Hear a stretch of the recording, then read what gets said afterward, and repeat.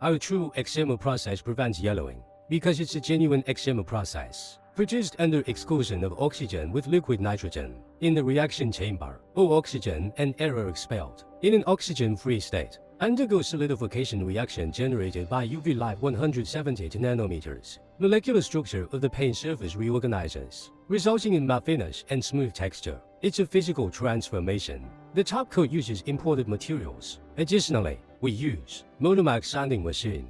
The smoothness of the surface sanded by segmented part sanding and adhesion of the paint has been elevated to a higher level than before. When the press compresses the board, it might cause uneven rebound in certain areas, resulting in uneven board thickness. So we upgraded to Motomax segmented part sanding. This issue has been completely resolved. The boards coming out of the equipment are definitely smooth.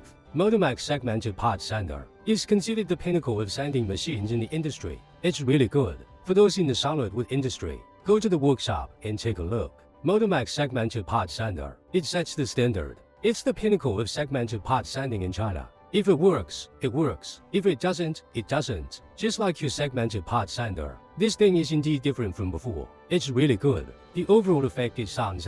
It's definitely better than before, because with this kind of board, there might be a spot that's thinner or thicker inside one package or one board, or maybe a thicker area. With the standard lacquer sanding machine, the thicker areas might be missed, and the thinner areas might not be sanded properly. When you touch it, after it's been sanded with segmented part sander, and compare it to the ones not sanded with segmented part sander, it's definitely different. Using segmented part sanding, the smoothness of the sanded veneer and the clarity of the wood vessels are all very good. The industry has also given it high praise.